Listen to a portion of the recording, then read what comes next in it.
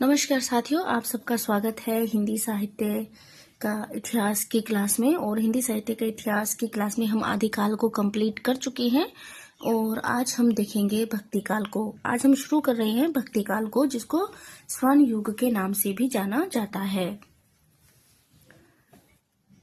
यह भक्ति काल की पहली ही क्लास है। सबसे पहले तो हम इसकी परिभाषा देख लेते हैं।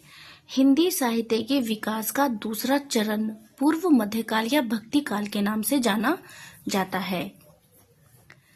इसका जो समय है वो है विक्रमी संवत 1375 से 1700 विक्रमी संवत। और अगर हम इसको ईस्वी काल में देखेंगे तो ये होगा 1318 ईस्वी से 1643 ईस्वी। और यह मोस्ट है, यह जो ये पॉइंट होते हैं हमारे कि किसकी समय सीमा कहाँ से है और कहाँ तक है, तो ये ऐसे जो सवाल हैं वो आते रहते हैं, ऐसे प्रश्न आते रहते हैं, तो हमें इनकी जो समय सीमा है वो याद होनी चाहिए। अब देख लेते हैं भक्ति काल को अन्य क्या क्या नाम दिए गए हैं। हिंदी साहित्य का स्वर्ण काल जो कहा ग्रियर्सन ने कहा है, हिंदी साहित्य का स्वर्ण युग जो कहा है श्याम सुंदर दास ने कहा है। कलात्मक उत्कर्ष का काल कहा है पृथ्वीनाथ कमल कुलश्रेष्ठ ने। एक नई दुनिया कहा है आचार्य हजारी प्रसाद द्विवेदी ने। पूर्व मध्यकाल और भक्ति काल जो कहा है वो कहा है आचार्य रामचंद्र शुक्ल ने, और यह सर्वमान्य मत है। अब भक्ति शब्द की व्युत्पत्ति देख लेते हैं। भक्ति शब्द की व्युत्पत्ति मोनियर विलियम्स के अनुसार भक्ति शब्द संस्कृत धातु की भज धातु में कतिन प्रत्यय के योग से बना है, जिसका अर्थ है अपने आराध्य या उपास्य के ऐश्वर्य में भाग लेना, और यही सर्वमान्य मत भी है। भक्ति शब्द का सबसे पहले उल्लेख किसमें मिलता है? तो भक्ति शब्द का उल्लेख सबसे पहले श्वेताश्वेतर उपनिषद में मिलता है। यह निर्गुण भक्ति से संबंधित ग्रंथ है। अब भक्ति की परिभाषाएं हम देखेंगे। भक्ति की परिभाषाएं: यस्य देवे परा भक्तिर यथा देवे तथा गुरो। यह जो पंक्ति है यह है श्वेताश्वेतर उपनिषद की पंक्ति है ये, और श्वेताश्वेतर उपनिषद जो है वो प्राचीनतम ग्रंथ है, और भक्ति शब्द का उल्लेख सबसे पहले इसी ग्रंथ में मिलता है। सा पुराणु भक्तीश्वरे, और यह जो पंक्ति है यह है शांडिल्य भक्ति सूत्र की। श्रद्धा और प्रेम के योग का नाम भक्ति है।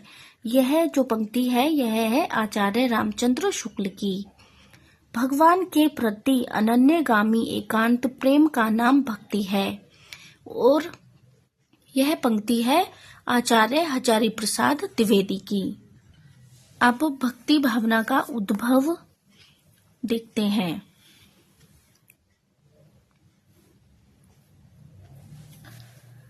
भक्ति भावना का उद्भव सबसे पहले दक्षिण भारत में हुआ, तमिल प्रदेश में। इस संबंध में श्रीमद् भागवत में निम्नलिखित श्लोक मिलता है। द्राविडे चा उत्पन्ना जाता कर्नाटकी वृद्धि गता, क्वचित क्वचित महाराष्ट्र रे गर्जरात्रा जीर्णागता।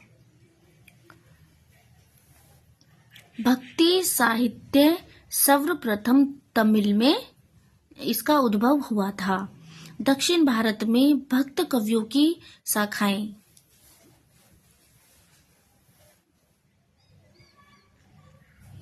तो दक्षिण भारत में भक्त कवियों की दो शाखाएं थी। एक तो नैनार जो कि शिव भक्त थे, और एक थे आलवार जो कि विष्णु भक्त थे।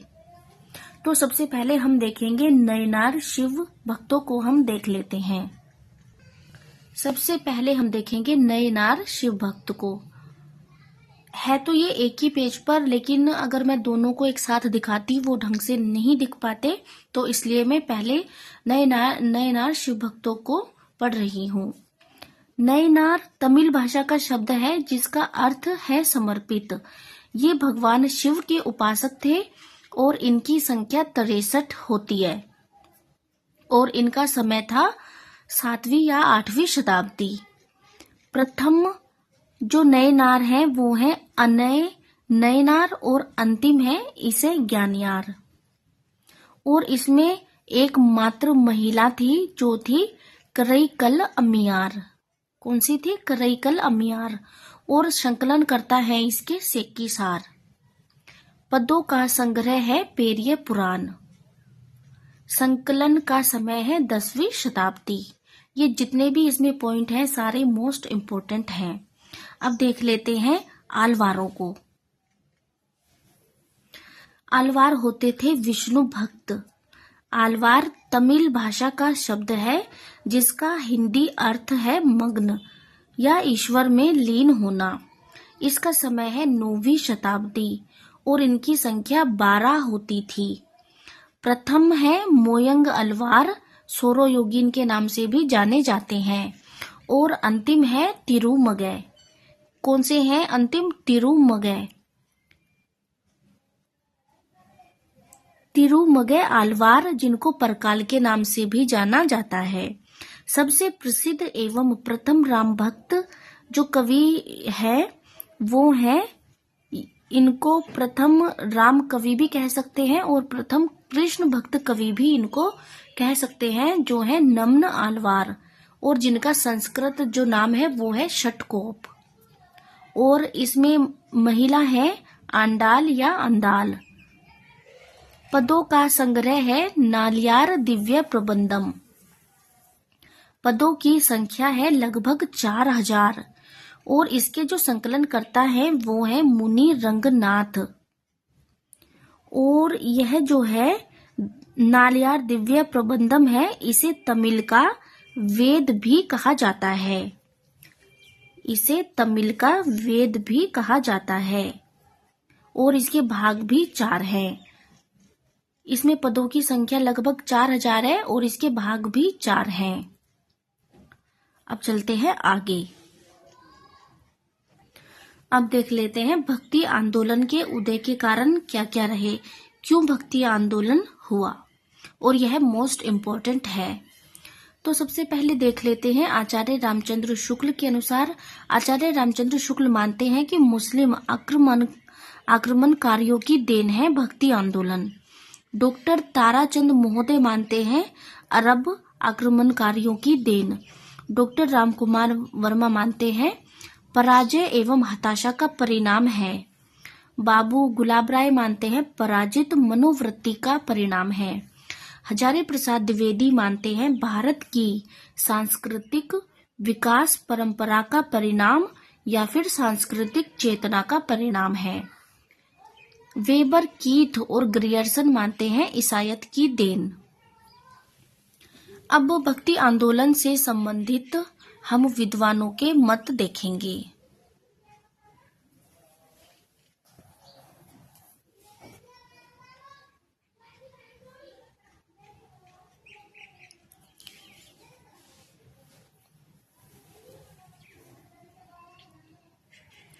भक्ति आंदोलन के संबंध में विद्वानों के मत। अपने पौरुष से हताश जाति के लिए भगवान की शक्ति और करुणा की ओर ध्यान ले जाने के अतिरिक्त दूसरा मार्ग ही क्या था?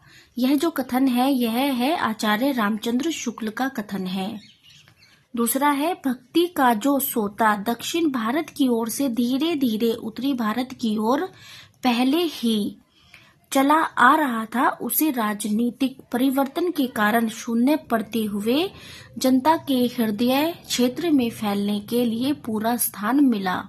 और यह कथन भी किसका है? आचार्य रामचंद्र शुक्ल का कथन है।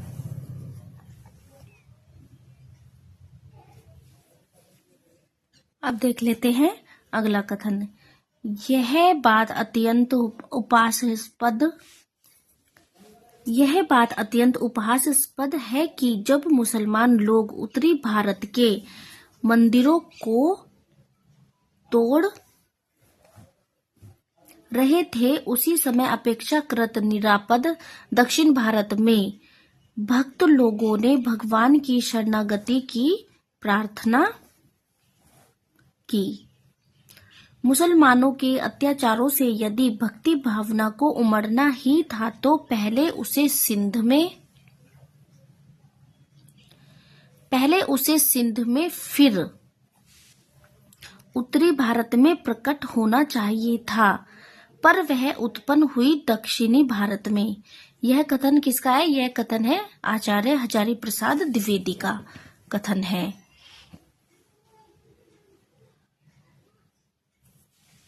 अब देख लेते हैं अगले कथन को। बौद्ध तत्ववाद लोक धर्म का रूप ग्रहण कर रहा था, जिसके निश्चित चिन्ह हमें हिंदी साहित्य में पाते हैं। इन चिन्हों से युक्त साहित्य ही भक्ति आंदोलन है। और यह कथन भी आचार्य हजारी प्रसाद द्विवेदी का है। अब देख लेते हैं अगला। मैं इस्लाम के महत्व को नकार नहीं रहा, किंतु पुनः जोर देकर कहना चाहूंगा कि यदि इस्लाम नहीं भी आया होता तो भक्ति का स्वरूप लगभग 12 आना वही होता जो आज हमारे सामने है। यह भारत की स्वतः स्फूर्त सांस्कृतिक चेतना का परिणाम है। आचार्य हजारी प्रसाद द्विवेदी।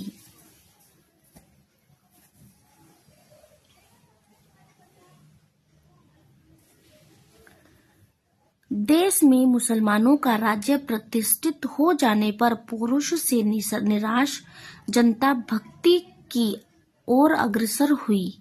आचार्य रामचंद्र शुक्ल। पराजय के बाद या तो व्यक्ति अपनी आध्यात्मिक श्रेष्ठता दिखाना चाहता है अथवा विलास में डूबकर पराजय को भूल जाना चाहता है। भक्ति आंदोलन का स्रोत पहली मनोवृत्ति है। बाबू गुलाब राय का कथन है। पराजय की मनोवृत्ति या तो विषय विलास में लीन करती है या अपने आध्यात्मिक श्रेष्ठता के प्रदर्शन में क्षतिपूर्ति ढूंढने की प्रेरणा देती है। डॉक्टर रामकुमार वर्मा। 9वां कथन है, भक्ति आंदोलन भारतीय चिंतनधारा का स्वाभाविक विकास है। भक्ति आंदोलन भारतीय चिंतनधारा का स्वाभाविक विकास है। आचार्य हजारी प्रसाद द्विवेदी। अगला कथन है, भक्तिकालीन साहित्य ज्ञान और प्रेम का साहित्य है।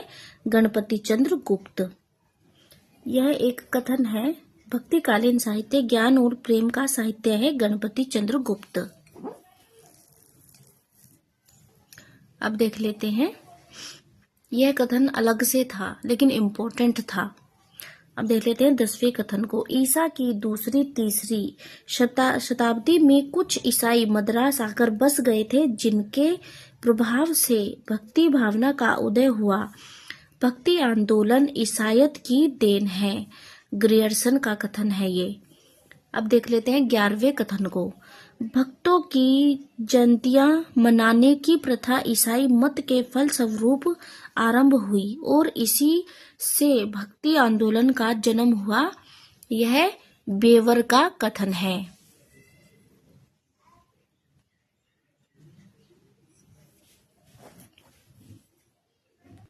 अब देख लेते हैं 12वें कथन को। हिंदुओं में मुसलमानों से लोहा लेने की शक्ति नहीं थी। इस असहाय अवस्था में उनके पास ईश्वर से प्रार्थना करने के अतिरिक्त अन्य कोई साधन नहीं था। डॉक्टर रामकुमार वर्मा।